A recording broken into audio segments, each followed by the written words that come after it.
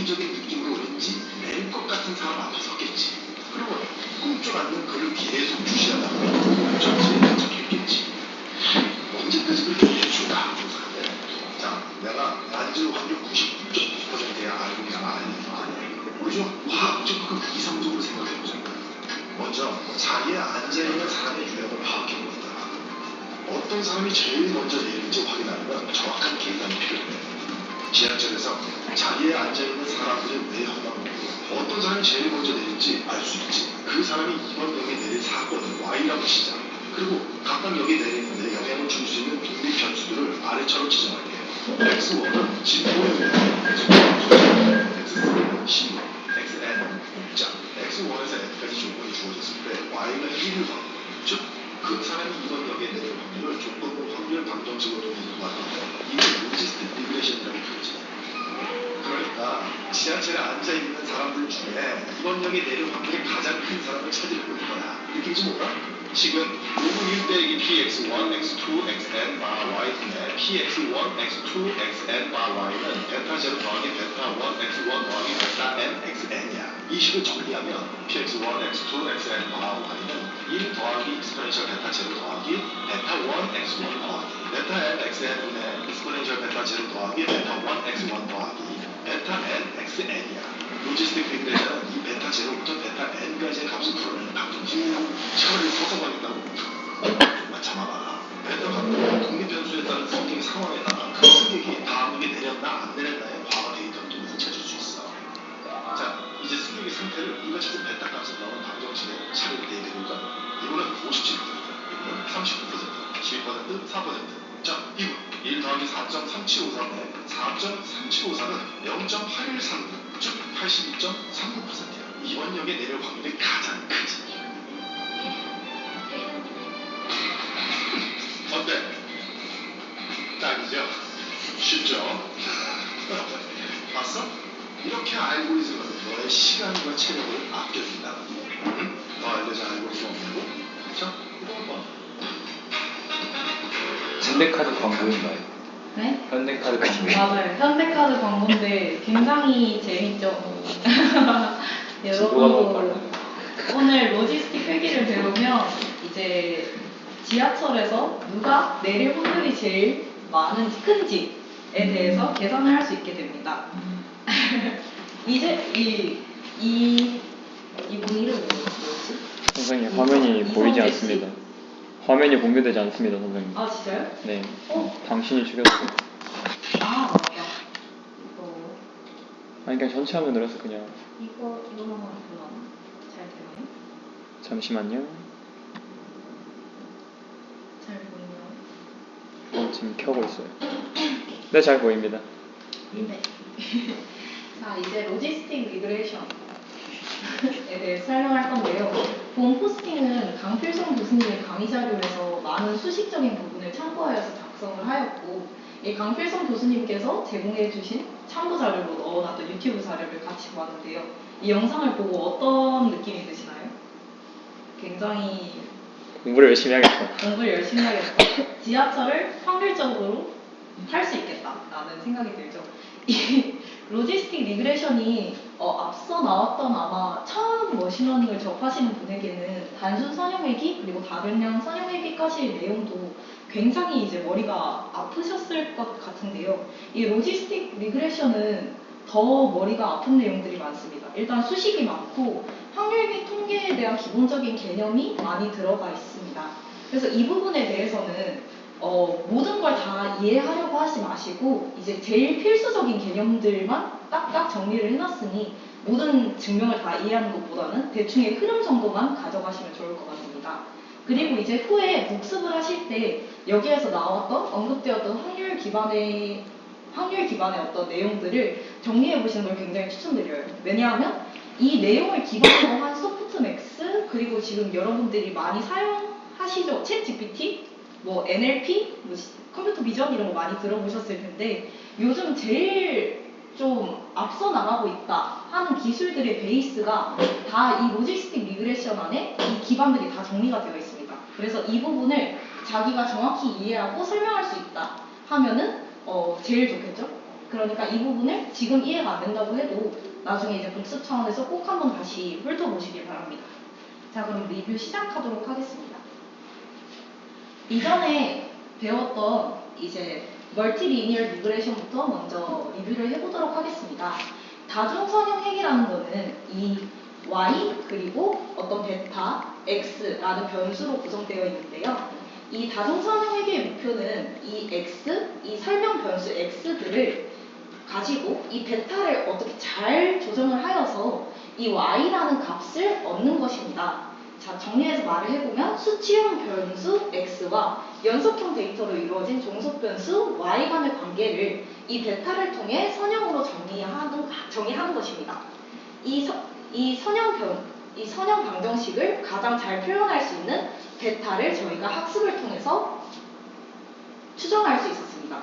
자, 그럼 이제 선형 결합 계수인 베타, 이 베타 핵들을 구하는 것이 이 멀티리니얼 리그레션에서 이 목표가 되었는데요. 저희가 예시를 한번 살펴보도록 하겠습니다. 예시를 살펴보기 이전에 앞서서 질문을 하나 드리도록 하겠습니다. 여기 있는 인원 전체 각각 한 명이 내일 사망하지 않을지에 대한 확률과 여러분들이 그 두 가지 데이터가 있다고 가정을 하겠습니다. 여러분이 앞에 계신 하얀 분이 내일 죽을지 아닐지에 대한 확률과 이 하얀 분이 이때 동안 자라왔던 키에 대한 데이터가 있다고 가정했을 때 이 두 가지 데이터의 차이점이 뭘까요? 말해 보시겠어요?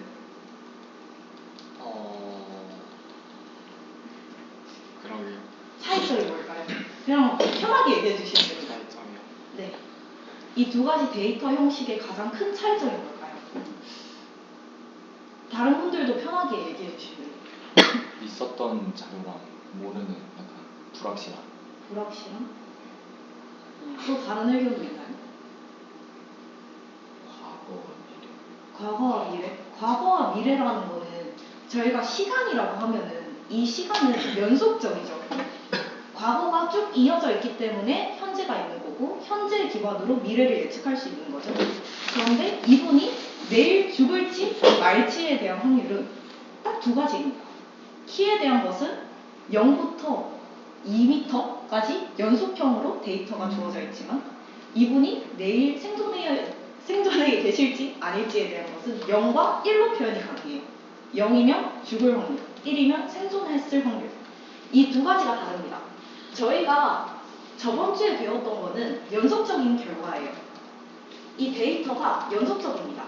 어떤 0, 1로 표현되는 것이 아니라 어떤 특정 범위까지 일수가 쭉 나열되어 있는 것을 확인할 수 있어요. 이 표가 잘 보이시나요? 좀 확대를 해도 별 달라질 게 없긴 한데 여기에 보면은 AG라고 되어 있고 SBP라고 되어 있습니다. 이 표 같은 경우에는 나이와 혈압에 대한 데이터인데요. 나이가 들면 들수록 이 수치가 점점 더 커지는 것을 저희는 사람이니까 대충 눈으로 보고 나이가 점점 들면 들수록 데이터가 좀 커지는 경향이 있구나 라는 것을 파악할 수 있습니다. 이거를 어떠한 이 표에다가 시각화를 해보면 나온 것 같은데요. 저희가 다백년 선형회기에서 이런 식을 구했다고 합시다. 이 식을 정의를 해보면 SBP, 어떤 혈압에 대한 것이 81.54에다가 1.22 그리고 나이를 곱한 것을 더한 값으로 정의가 된다고 되어 있습니다. 저희가 저번 주차에 배웠듯이 이 데이터 자체를 어떻게 잘 표현할 수 있는 선 하나를 찾게 되고 이 선을 기반으로 저희가 이 나이를 먹으면 먹을수록 혈압이 어떻게 될 것이다 라는 것을 예측할 수 있는 선을 정의를 할 수 있게 되었습니다. 자, 그러면 저희가 이번에 배울 것은 이것입니다. 어떤 사람이 생존할까 안 할까와 같이 이것도 마찬가지로 0과 1, 2가 아니다 두 가지 이진 데이터로 이것이 표현이 가능합니다. 이 데이터의 경우에는 발병을 할까 아니면 정상일까의 범주를 표현을 하고 있는데요. 나이에 따라서 어떠한 질병이 발병할 확률, 발병하지 않을 확률을 표현을 하고 있습니다. 이것은 범주형 데이터라고 하고 이제 0과 1로 이루어진 데이터입니다. 다중 선형 회귀 모델을 그대로 사용을 한다면 다음과 같이 그림이 그려지게 되는데요. 이 선이 이 데이터들을 잘 표현을 하고 있다고 말을 할 수 있을까요? 아니요. 이 데이터들을 잘 표현을 하려면 어떻게 선이 그려져야 될까요? 다이에 따라서 와서 그려보실. 검은색 분이 오셔서 이 데이터를 잘 어떻게 하면 잘 표현할 수 있을지 그려보세요. 여기 나오시는데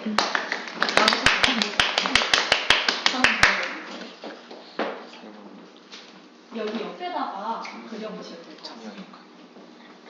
여기 데이터가 1 그리고 0이라고 할게요. 갑자기 사진을 좀 없을 것 같은데. 그지. 이 데이터를 잘 표현할 수 있는 선을 그려주시면 돼요. 어떻게 그리시면 될까요? 처음에 사진은 마치 수련할 때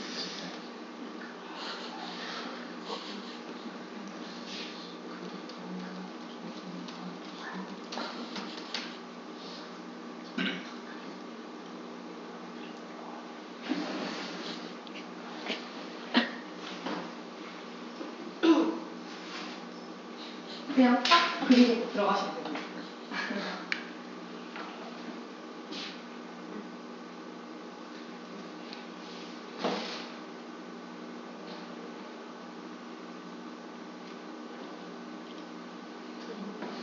잘 모르겠나요? 그러면 저희 굉장히 에이스인 선아가 한번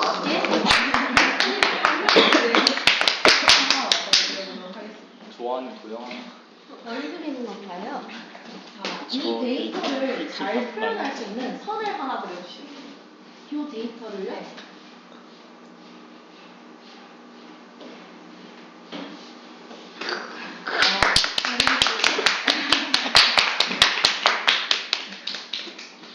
역시.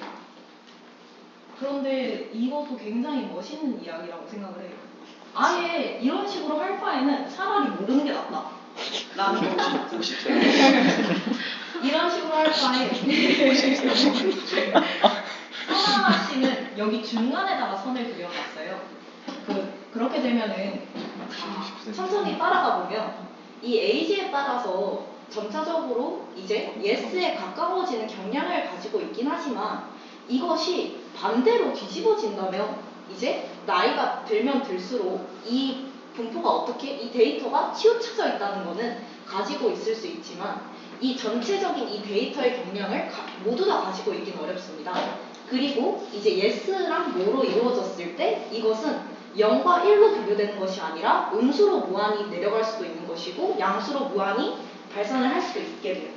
이게 무한대로 수렴, 마이너스 무한대로도 수렴을 할 수 있기 때문에 이 선은 이 데이터를 정확히 표현하기에는 무리가 있습니다. 자, 그러면 제일 좋은 방법에 대해서 한번 생각을 해보도록 하겠습니다. 이런 식으로 될 경우에는 이런 식으로 중간에다가 선이 될 경우에는 어떠한 것도 동일한 확률을 가지게 되겠죠. 동일한 라벨을 가지고 있게 될 것입니다. 나이가 들면 들수록 이제 어떤 경향이 많아진다, 적어진다라는 정보를 포함하지 않고 이제 다 똑같이 0.51 확률을 가지게 되므로 좋은 방법이 아닐 수는 있겠지만 어떠한 용기 그런 걸 굉장히 에이스답다 라고 생각합니다. 네, 그럼 이제 설명을 시작하도록 하겠습니다. 저희가 주목해야 될 것은 어떻게 이 데이터를 잘 표현할 수 있는 선을 그릴까? 딱 이거 하나가 저희가 지금 배우려고 하는 것의 목표입니다. 이 선을 잘 그리기 위해서 저희가 첫 번째로 보아야 할 것은 바로 제가 그냥 냈다? 시그모이드 함수라는 걸 적어놨는데요. 이것이 굉장히 중요합니다. 여러분들 딥러닝, 인공지능 불문하고 모든 수업에 필수적으로 시험 문제에 나오는 내용이에요. 이 부분을 그냥 이대로 그냥 외우시면 제일 좋습니다. 이걸 그냥 이대로 외우세요. 시그모이드 굉장히 중요합니다. 이 시그모이드가 어떻게 생겼냐 하면 이렇게 곡선으로 생겼는데요. 아까 전에 그 데이터를 보면은 여기 1에 데이터가 위치해 있었고 0의 데이터가 위치되어 있었죠. 이걸 보면 어떤가요? 굉장히 아까 전에 그 데이터를 잘 표현할 수 있지 않나요? 그렇다는 생각이 들어요? 네, 이런 것은 이 함수를 다시 정의를 해보자면 이 x의 값으로는 저희가 어떤 값이든 받을 수 있지만 아까 전에 봤던 데이터도 a식, 나이의 경우에는 어떤 값이든 받을 수 있었습니다. 나이가 1살부터 100세까지 많으니까요. 어떤 값이든 받을 수 있지만 이 y의 값은 0과 1 사이의 값만 출력을 해냈어야 됐었습니다. 그래서 이 데이터에 이 함수가 굉장히 적절해 보인다고 저는 알 수 있을 것입니다. 그리고 이거는 추가적으로 이 함수를 사용할 수 있는 이유에 대해서 좀 정의를 해놓은 것인데요. 확률 밀도 함수라는 거를 아마 고등학교를 이제 갓 졸업하신 분들은 좀 익숙하신 단어일 텐데 이 부분에 대해서 좀 다시 정의를 해보도록 하겠습니다. 이 확률 밀도 함수는 모든 x값에 대응되는 fx가 0 이상일 때 만족하게 됩니다. 그리고 이 특정 구간, 이 부분을 자른다고 했을 때 이것을 적분한 값은 이 구간을 적분한 값이 그 구간의 확률 밀도가 됩니다. 그리고 이 전체의 확률 밀도 함수는 1이 되어야 합니다. 이 시그모이드는 확률 밀도 함수의 조건도 이제 만족하고 아까 전에 말했던 0과 1 사이의 데이터를 표현하기에도 굉장히 적합한 함수입니다.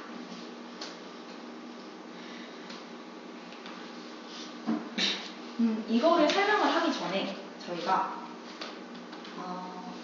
순서적으로 배경 지식을 먼저 설명을 하려고 했었는데 이 부분부터 먼저 설명을 하도록 하겠습니다. 이 부분을 떼고 볼게요. 이 앞부분을 떼고 보면 이 뒤에 봤던 식은 저희가 다변형 성형 회기를 봤었던 그 공식과 동일하죠. 다변형 성형 회기에서는 이 앞부분이 y로 표현되었습니다. 그런데 왜 이런 식을 쓰느냐에 대해서 좀 살펴보자면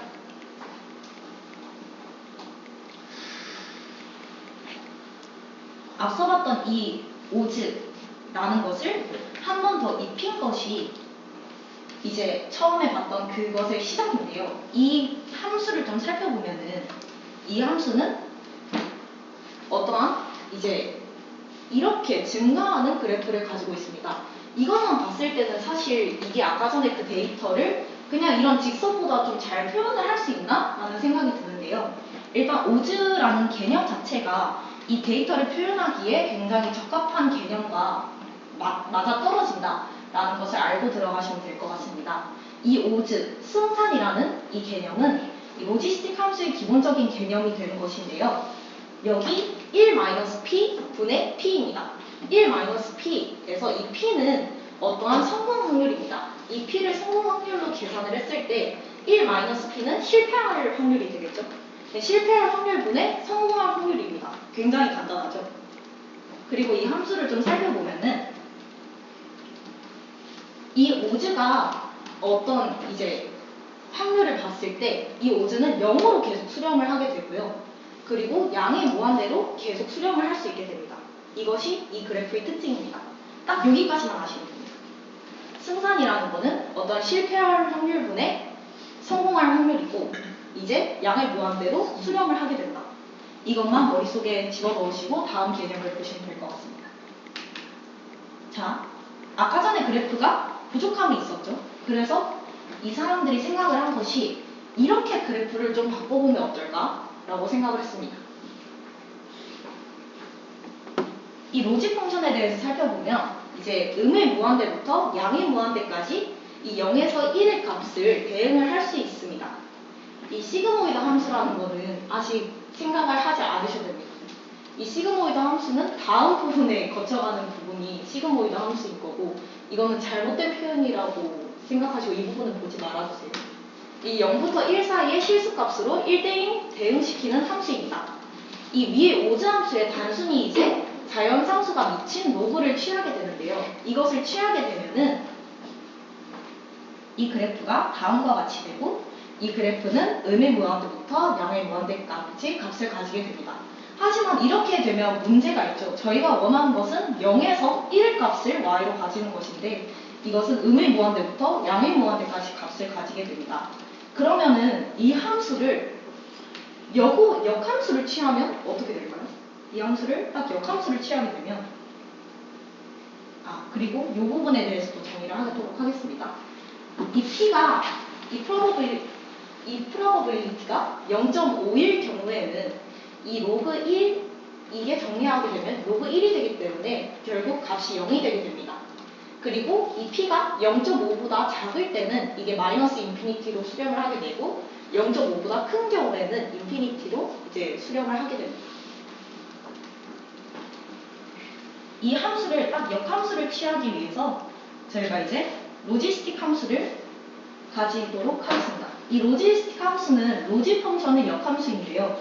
음의 무한대부터 양의 무한대의 값을 가지는 어떠한 입력 변수를 0에서 1 사이의 값을 가지는 출력 변수로 변환을 하는 것입니다.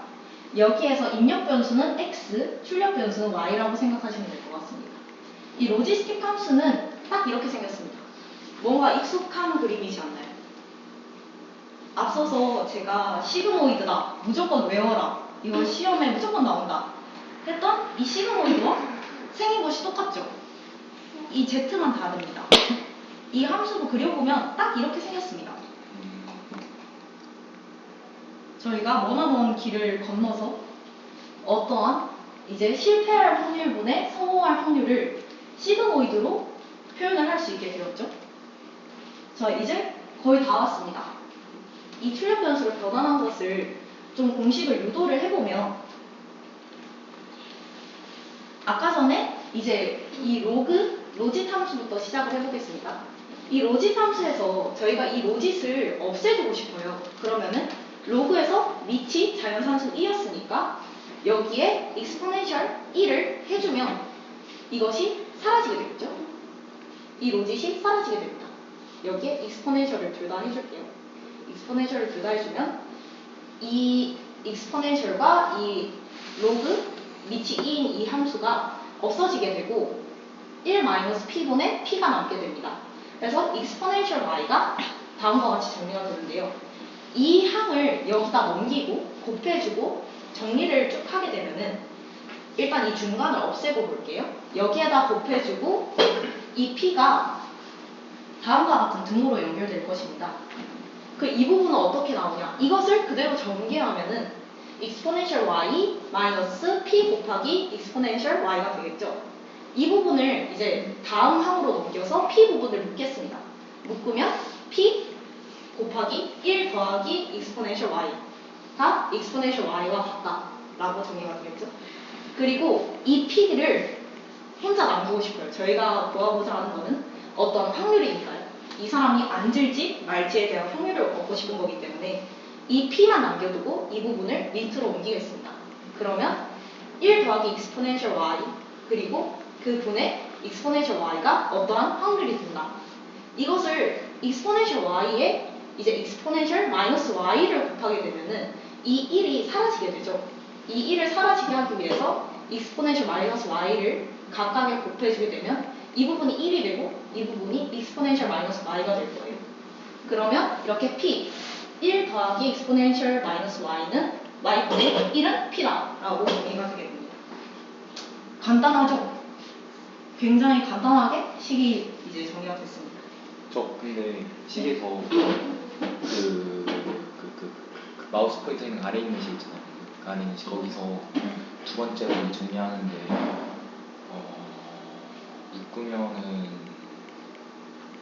묶으면 1-p 곱하기 네, 이거를 옆으로 푼 거구나. 풀어가면 이게 굉장히 복잡하죠. 정리를 하고 네. 네. 좀 보시면서 정리를 할 시간을 드릴까요? 네. 시그모이드 한 번만 더 보여주세요. 알겠습니다. 시그모이드. 다음과 같았고 다 봤습니다. 이것과 동일한 형태의 식이 나오게 됩니다. 그리고 이 식을 기반으로 함수를 시각하면 딱 이렇게 그림이 나오게 됩니다. 그럼 저희는 어떠한 실패할 확률분의 성공할 확률을 이제 잘 표현할 수 있는 시그모이드 형태의 함수로 정의를 할 수 있게 되었습니다. 자, 그럼 다음으로 넘어가기 전에 이 부분을 이제 눈에 잘 익혀두고 다음으로 넘어가도록 하겠습니다. 자, 이제 본격적으로 로지스틱 리그레션에 대해서 설명을 하겠습니다. 앞에까지 저희가 필요한 기반적인 배경 지식을 다 습득을 했기 때문에 지금부터는 그냥 당연하지 이렇게 고개를 끄덕끄덕 거리시면서 보시면 됩니다. 자, 다중산업회계에서 사용했던 식을 그대로 들고 와볼게요. 이걸 그대로 들고 오고 저희는 어떠한 사람이 실패할 확률분의 성공할 확률, 어떠한 것이 실패할 확률분의 성공할 확률로 이것을 표현을 하길 원합니다. 그래서 이제 오즈라는 개념을 도입을 하게 되고 여기에다가 로그 함수를 씌웠어요. 여기까지 불편함 없으시죠? 다 이해가 되셨죠? 그리고 아까 전에도 말했듯이 여기에다가 exponential을 취해서 로그를 없애주었습니다. 그러면 여기 이 다별명 방정식에 exponential이 붙게 되죠. 그리고 위에 로지스틱 함수에 대한 아까 전에 정리한 걸 봤죠? 그거랑 똑같이 수행을 해주면 1 더하기 exponential 마이너스 아까 전에 그 다변형 방정식 분의 1이 어떠한 확률이다 이렇게 정의가 되겠죠.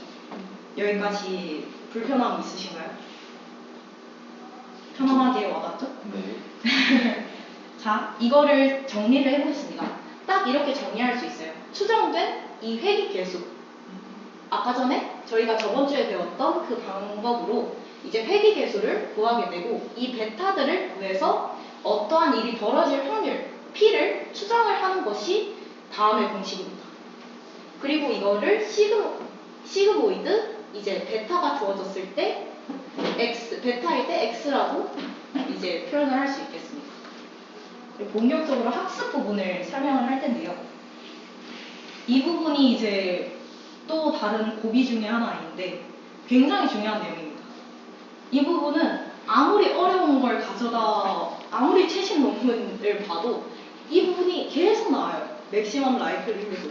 이 부분을 계속 쓰기 때문에 이 부분에 대한 용어 자체를 완벽하게 지금 아실 필요는 없지만 전체적인 흐름을 좀 이해하시면 좋을 것 같습니다. 자, 로지스틱 회계 분석에 이제 저희가 추정을 하려고 하는 모수는 W입니다. 이 W는 Maximum Likelihood Estimation 이라는 것으로 추정을 할 수 있다는데요. 이게 무엇일지 이제 쭉 설명드리도록 하겠습니다. 이걸 알기 전에 우선 베르노이 시행에 대해서 정의를 하도록 하겠습니다. 베르노이 아시나요? 네. 동전 던지고 앞면 나올까? 뒷면 나올까? 0일까? 1일까에 대한 것이었죠. 이 베르노이 시행은 결과가 성공 또는 실패 두 가지 중 하나로만 나오는 실험입니다. 이 베르노이 시행의 결과를 이 용어를 굉장히 잘 알고 계셔야 하는데요. 이 베르노이 시행, 어떠한 사건이 있을 때 그것이 이 사건이 발생하는 것, 그 시행을 결과를 이 확률 변수 x로 나타내도록 하겠습니다. 이 x로 나타내는 경우에 x는 1을 성공으로 하고 x는 0이 될 때를 실패라고 정의를 하겠다고 합니다. 이 불연속적인 어떤 이상적인 이 두 값이 이상 확률 변수가 되는데요. 이 이상 확률 변수와 확률 변수 그리고 베르노이 시행 그리고 시행이라는 단어를 정확히 설명을 할 수 있게끔 나중에 이제 정리를 하시면 좋을 것 같습니다. 이 베르노이 분포는 다음과 같이 표현을 할 수 있는데요.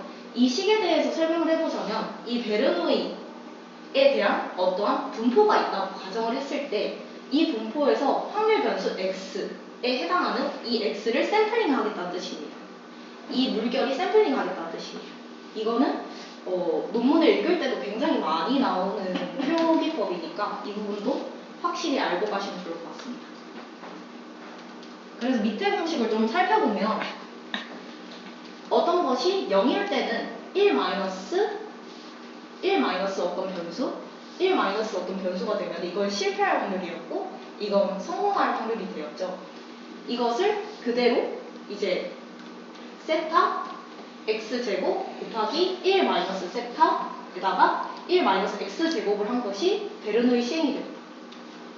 이 베르노이 분포에 로지스틱 함수를 적용을 해볼 텐데요. 이 분포에 로지스틱 함수를 정의를 하게 되면 아까 전에 저희가 이 기호가 조금 달라져서 좀 혼란이 오실 수 있을 것 같은데 이 뮤에 해당하는 이거를 이 시그모이드와 같다고 보시고 따라오시면 될 것 같습니다. 여기 베타에 해당하는 것이 여기 앞서 나와 있던 이 W와 일치하는 것입니다. 이 뮤가 시그모이드의 이 시그마 기호와 일치하고 베타가 W와 일치한다 라고 생각을 하시고 따라오시면 될 것 같습니다. 이 베르노이 분포의 로지스틱 함수를 정의하게 되면은 이걸 시그모이드라고 그냥 부를게요. 시그모이드의 y 제곱한 것 그리고 1 마이너스 시그모이드의 1 마이너스 y를 제곱한 것이 됩니다. 이것을 좀 정리를 다시 해볼게요. 정리를 다시 해보게 되면은 이제 아까 전에 봤던 그 공식이 다음과 같았고 이것을 앞에다가 살짝씩 이렇게 넣어주면은 다음과 같이 공식이 정리되는 것까지 불편함이 없으시죠? 여기에다가 익스포넨셜에다가 이제 각각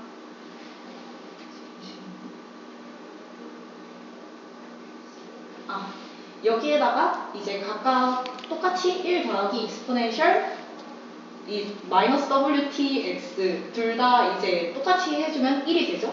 여기에다가 이거를 빼주게 되면은 똑같이 이 식이 나오게 된다라는 뜻입니다. 이렇게 정리를 할 수 있게 되고 이 경우는 이제 데이터 하나에 대한 경우입니다. 이 데이터 표본이 그런데 저희는 여러 개의 데이터를 학습시키게 되죠. 그러니까 이제 데이터 표본이 여러 개 있는 경우에 대해서 이 전체 로그 가능도를 구해보도록 하겠습니다. 이 부분이 좀 머리가 아프실 것 같은데 천천히 따라가 보도록 하겠습니다. 이 베르노이 확률에 보면은 이 기호를 아시나요? 뭔가 파이 같이 생긴 요상한 거 이거 아시나요? 이 파이는 맞아요. 곱이에요. 이건 곱입니다. 왜 곱하기를 할까요? 곱하기를 하는 것에 대한 이유를 아시면 당신은 진짜 재능이 있는 것이고요. 미피엠. 맞아요. 독립시행이어서 그런 거예요. 이 곱하기를 하는 이유는 각각의 사건이 벌어질 확률이 독립적이기 때문인데요. 그래서 곱하기의 표현이 가능합니다. 어렴풋이 뭔가 확률 및 통계에서 배웠었던 기억이 나죠? 네, 맞습니다. 그래서 이렇게 곱하기를 해버리게 되는데 이런 거는 1학년 입에서 들었어야지 좋은 건데 눈치 없이 선배가 대답을 하네요. 네, 그래서 이제 곱하기를 하게 되고요. 여기에다가 이제 로그 라이클리후드를 구하기 위해서 앞에다가 로그를 취해주게 됩니다. 그럼 저희가 모두 다 불편함 없이 받아들일 수 있는 것. 로그를 취하면 이것이 덧셈이 됩니다. 맞죠? 네? 라이클리후드가 뭔가요? 어떠한 가능도인데요. 제가 이거를 PPT를 넣을까 말까 고민을 했었는데 어떠한 사건이 나왔을 때 이 사건이 발생할 확률 정도로 그냥 생각을 해주시면 될 것 같습니다.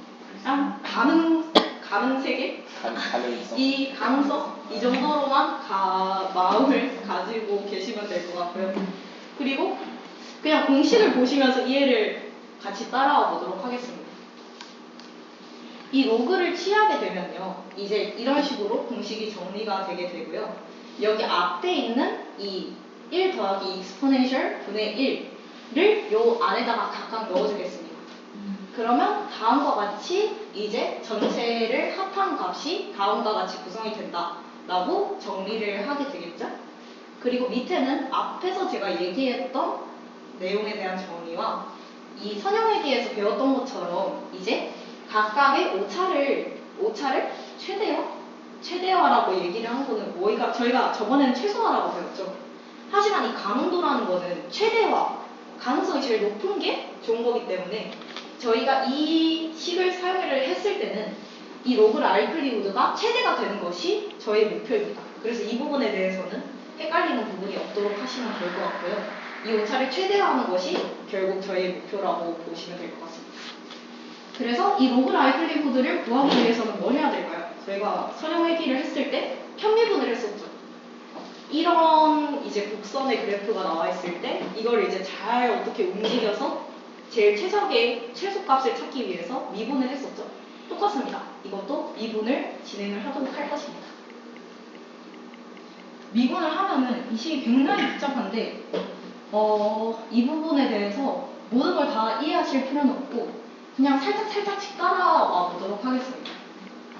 이제 이 로그 라이클리후드를 맨 처음에 이걸 바로 이 W로 미분을 해서 값을 구하면 가장 쉽겠지만 바로 보여지지 않아요. 그래서 로그 라이클리후드에다가 연관되어 있는 식인 이 시그마를 미분을 해주고 이 미분된 이 시그마의 공식에다가 이제 W를 미분을 하여서 이 둘을 곱한 것으로 이제 간접적으로 이 로그 라이클리후드에다가 이 웨이트를 편미분한 것을 구할 수 있게 됩니다. 그래서 저희가 맨 처음에 구할 것은 이 앞부분인데요. 이 앞부분을 정리를 좀 해보자면 이 로그 라이클리후드는 다음과 같은 식으로 정의가 되어 있습니다. 앞서 저희가 열심히 정의를 했었죠. 근데 이 부분을 미분을 하게 되면은 이 로그를 미분하게 되면은 이게 분모로 이게 밑으로 들어가게 되고 그리고 이 부분 또한 밑으로 들어가게 됩니다. 그래서 다음과 같이 공식이 미분되어 있는 걸 완성을 시킬 수 있고요. 그리고 이 옆에 부분을 좀 살펴보도록 하겠습니다.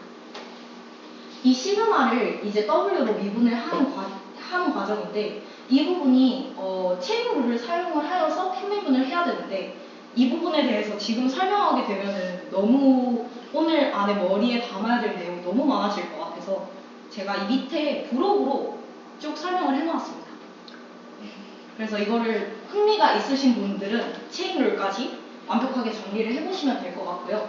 저희가 그냥 이것이 이렇게 된다 라는 것만 그냥 머릿속에 담고 가겠습니다. 이걸 미분을 하게 되면은 어떠한 시그모이드에서 1-시그모이드의 xi를 곱한값이 되는구나. 체인룰을 적용을 해서 뭐 잘 미분을 하면은 딱 요까지 얻어지게 되고 이제 앞서서 말했던 1번과 2번을 곱하게 되면은 다음과 같이 식이 정리가 됩니다. yi에다가 시그모이드를 빼고 그리고 xi를 곱한 것을 모두 다 더하면은 우리가 구하고자 하는 이제 라이클리후드에다가 이 어떤 웨이트를 편미분한 값이 되는구나 라고 정의를 하고 저희가 이거를 기반으로 이제 어떻게 가중치 업데이트가 되는지를 살펴보도록 하겠습니다. 이 수치 최적화에서 마이너스를 붙이게 되는데요. 그게 왜냐하면은 저희가 이제 앞서 계속 봤던 이 로그 라이클리후드를 저희가 최대화하는 것이 목표였죠. 이 최대화하기 위한 거를 이제 잘 업데이트를 시키려면은 이 목적 함수를 최소화하는 태스크로 바꾸려고 하는 것입니다. 최소화하기 위해서는 단순히 그냥 마이너스를 붙이면 돼요. 그래서 이 그레디언트 벡터를 어떻게 정리하느냐? 이 마이너스 로그 라이클리후드를 여기다가 대입을 해주게 됩니다. 그러면 이 최종적으로 식이 천연회귀에서도 말했듯이 어떤 학습률에다가 이 마이너스 로그 라이클리후드한 거를 곱하여서 이 웨이트를 갱신을 시켜주겠다. 다음 번째 웨이트는 이것을 기반으로 갱신을 시켜주겠다가 되는 것이고 여기 앞에서 말했던 이 로그 라이클리후드를 쭉 풀어내면 이렇게 되겠습니다. 이거 모든 것을 더한 것에다가 학습률을 곱하고 이 웨이트에다가 이것을 더해주면은 결과값이 나오게 된다는 것입니다. 여기까지입니다. 그 J가 뭐라고요? J가 뭐라고요? J요? J는 그냥 마이너스 로그 라이클리후드. 네, 그냥 이렇게 보시면 돼요. 그 J가 뭔가 여기까지 끝이네요. 뭔가 질문이 있으신 분? 저요. 네, 선아. 오늘 했던 거 한번 쭉 정리 가능할까요? 아, 쭉 어떻게? 흐름만 조금 오케이. 부분적으로 이해를 가지고 자, 좋습니다. 이런 이끌어가는 태도. 역시 에이스. 저도 질문해도 되나요? 이끌어가는 태도. 자, 처음부터 이제 쭉 보도록 할게요. 자, 시그모이드 함수에 대해서 배웠습니다. 이 시그모이드 함수는 어떠한 이진 데이터, 범주형 데이터, 0과 1 사이의 데이터를 표현하기에 굉장히 적합한 식이었고 이 부분을 기필코 외워라. 이거를 공식을 유도를 할 수도 있겠지만 일단 지금은 머리에 남아야 될 내용이 너무 많고 귀엽고 굉장히 외우기 쉽게 생겼죠? 귀엽고 굉장히 외우기 쉽게 생겼기 때문에 일단 외우겠습니다. 자, 눈을 감고 1 더하기 2 마이너스 x분의 1은 시그모이드라고 마음속으로 되뇌이세요. 자, 그러면 여러분이 이제 다음 인공지능 딥러닝 한 문제씩은 모두 다 맞히고 가시는 거예요. 이게 무조건 나오거든요. 총 몇 문제 나오나요? 네? 총 몇 문제 나오나요? 제가 이제 겪었던 시험에서는 이것을 적어라. 이것이 어떻게 생겼느냐. 이거를 코드로 적어라. 코드로 적으면 9줄밖에 안 나와요. 그렇죠. 구줄이지. 전 2줄밖에 안 나와요. 편하셨습니다. 더 짧게 숏코딩을 하면 한 줄로도 만들 수 있죠.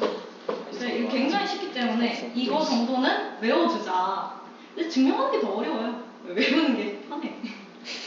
그래서 이걸 딱 이제 외우고, 그리고 확률 밀도 함수의 조건을 저희가 리뷰를 했었고, 이 시그모이드가 이제 어떤 확률 밀도 함수, 어떤 분포로 사용을 하기에도 굉장히 이제 적합하다라는 것을 배울 수 있었고, 이제 오즈라는 어떤 승산이라는 것은 이제 실패할 확률분의 성공할 확률로 정의를 하여서 이제 0과 1의 범주형 데이터를 표현하기에 아주 적합한 개념이었고, 이 그래프 자체만으로는 너무 저희 데이터를 표현을 하기가 어렵기 때문에 이걸 시그모이드로 잘 바꾸기 위한 과정 두 가지가 있었습니다.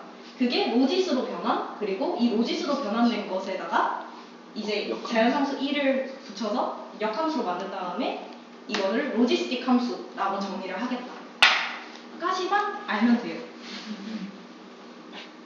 그리고 이제 로지스틱 리그레션에서 실제로 이 다변형 방정식에서 어떻게 적용이 되는지를 살펴보았고, 최종적으로 다음과 같은 식이 도출된다.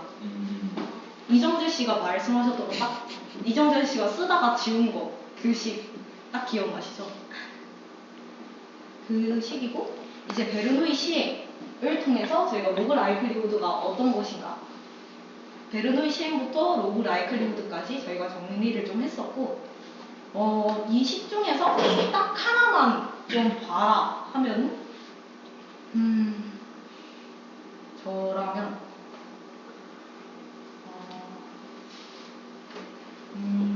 딱 요것만 외우겠습니다. 딱 요것만 외우겠습니다. 너무 복잡해요. 딱 요것만. 처음 두 글자만 외워주세요. 그냥 로그 라이크. 근데 라이크. 솔직히 저도 이거 다 지우고 처음부터 쓰세요 하면은 네? 할 것 같아요. 어려운 내용인 건 맞아요. 저도 이거 복습하면서 체인룰이랑 이런 거 미분해보면서 머리가 굉장히 아팠거든요. 이걸 한번 그냥 써보는 것만으로도 충분히 괜찮을 것 같습니다. 그래서 저희가 로그 라이클리후드를 구해봤고, 이것을 기반으로 이제 저희가 가중치 업데이트를 하기 위해서 편미분을 했다. 이 편미분을 하는데 이 두 번째에서 체인룰을 사용을 했다. 이 체인룰을 사용해서 미분을 하면은 최종적으로 이렇게 값이 나온다. 이거를 이제 기반으로 다음 가중치 업데이트 할 때 이것을 학습률 마이너스 에타에다가 곱을 해서 더해주게 되고, 최종적으로 보면은 이 마이너스 보호가 플러스 보호가 된다. 근데 이 로그 라이클리후드는 최대화하는 게 목적인데 우리가 최소화하는 태스크로 바꾸기 위해서 마이너스를 곱해주었다. 딱 여기까지 기억을 하시면 될 것 같아요. 그리고 적절한 코드를 제가 좀 찾아보려고 했었는데, 제가 설명한 이 흐름이랑 그대로 구현된 코드를 좀 찾기가 힘들어가지고 이제 좀 사용을 하는 게 여기 이 공식에서 말한 이 그대로 사용을 하는 게 아니라 좀 변형된 공식을 변형된 이제 구현의 난이도를 좀 낮추기 위해서 변형된 걸 사용을 하는 경우가 많아서 오히려 좀 혼란을 야기할 수도 있겠다 싶은 생각이 들더라고요. 그래서 그냥 단순히 사이클런으로 이 전체를 그냥 A부터 Z까지 다 구현을 하는 게 아니라 사이클런으로 어떻게 결과만 확인을 할 수 있을지, 어떠한 태스크를 좀 적용을 할 수 있을지에 대한 거는 제가 시간이 나면 과제로 드리겠습니다. 직접 해볼 수 있도록. 네, 그래서 여기까지 마치겠습니다. 네, 질문. 질문. 네. 그 연속된 데이터도 이걸로 표현하는 게 더 정확한 건가요? 아니면 이거는 비연속된 데이터들만 이용을 하는 건가요? 비연속적인 이산형 데이터에서 표현을 하는 게 가장 적합합니다. 그러면 연속된 데이터는 이거까지 쓸 필요는 없나요? 이것까지 쓸 필요가 없다기보다는 쓰면 비트인 쓰면 쓰게 되면은 네. 그냥 그림으로 좀 직관적으로 보자면 연속적인 데이터랑 비연속적인 데이터, 이산형 데이터를 좀 살펴보자면 연속적인 데이터는 대충 이런 식으로 분포가 되어 있겠죠. 네. 그리고 이제 0과 1로 이루어진 거는 여기 0, 1 사이에 이렇게 데이터가 위치해 있을 거예요. 그러면 이걸 잘 표현을 하기 위한 식은 이렇게 선이 그어져 있는 게 너무나도 자명하죠. 네. 그리고 저희가 이게 리그레션이었고 이거를 이런 문제에서는 어떻게 해결을 할까에 대한 거를 저희가 그냥 이렇게 정의한 것 뿐입니다. 그러면은 네. 선수 중에 막 가우스 막 계단같이 뚱뚱뚱뚱 올라가는 거 있잖아요. 그런 것들도 그러면은 그런 것도 이제 다변량 이거 지금 오늘 배운 거 써가지고 푸는 건가요? 아니면 그것도 그냥 선 그거 조금 뭔가 다른 얘기일 것 같아요. 네. 오늘은 딱 여기까지만. 네, 알겠습니다. 하고 이제 다음 내용인 단층 퍼센트론의 문제점에 대해서 얘기를 해보도록 하겠습니다.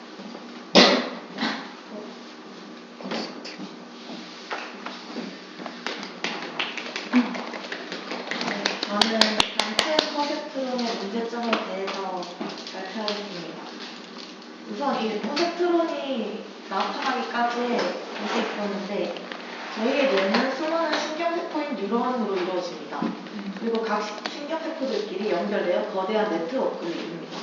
그리고 저희 뇌것을 신경망이라고 부르는데 이제 우리 몸에 5대 감각을 통해 입력이 들어오게 되면은 뉴런을 통해 신호가 전달되고 과학자들은 이러한 인간의 뇌의 영감을 받아서 이러한 인간의 뇌를 인공신경망에 대한 연구를 시작했는데 그 인공신경망이 퍼셉트론을 기반으로 발전하게 된 것입니다. 그래서 이 퍼셉트론이 무엇이냐? 퍼셉트론이란 입력이 주어졌을 때 0 또는 1이라는 출력이 나오는 가장 기본적인 인공신경망인데 저희가 일반적으로 말하는 퍼셉트론은 단층 퍼셉트론이라고 볼 수 있습니다. 그래서 퍼셉트론은 퍼셉션과 뉴런의 합한 합성어인데 퍼셉션은 무언가를 인지하는 능력, 뉴런은 감각, 입력 정보를 의미하는 정보를 바꿔주는 뇌에 있는 신경세포입니다. 즉 퍼셉트론은 생물학적 뉴런이 감각 정보를 받아 문제를 해결하는 원리를 따라한 인공 뉴런을 말하는데 이제 퍼셉트론도 아웃풋을 내겠죠? 퍼셉트론은 일단은 그 값이 있으면은 이들을 모두 더한 값이 인계값보다 크면 뉴런이 활성화되면서 1을 출력하게 하고 작다면 0이 출력하게 합니다. 근데 인계값은 뉴런에서 보내는 신호의 총합인데 여기 그림을 보시면은 각 신경이 입력이 들어오면은 그걸 다 합한 것이 인계값이랑 비교를 해가지고 인계값보다 크면 1, 작으면 0을 출력하게 됩니다. 그래서 퍼셉트론은 인풋을 받으면 가중치에 따라 가중합을 계산하고 그 값이 특정 기준을 만족하면 1, 아니면 0으로 돌려주는 그런 간단한 방식입니다. 그래서 여기서 가중치란 뉴런이 모든 입력을 평등하게 받아서 처리하는 것이 아니고 어떤 입력값은 비중을 더 크게 줘야 할 때가 있고 어떤 입력값은 비중을 더 작게 줘야 할 때가 있는데 이것을 조절해주는 것이 가중치의 역할입니다. 그래서 여기 그림을 보시면은 가중치가 얼마나 중요한지 알 수 있는데 가중치를 너무 크게 해버리면은 여기를 찾아갈 때 넘어가 버리고 가중치를 너무 작게 하면은 영원히 도달을 못할 수도 있어요. 그래서 가중치 조절은 매우 중요하다고 할 수 있습니다.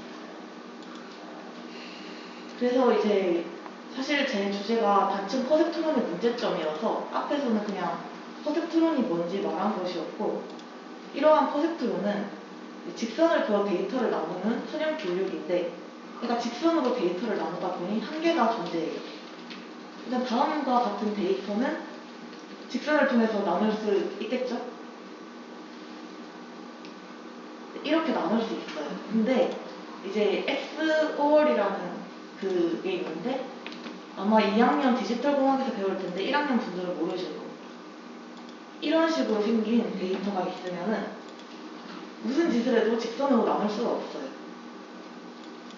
안 되죠. 그래서 이것 때문에 나는 것이 단층 퍼센트론입니다. 제 발표는 여기까지입니다.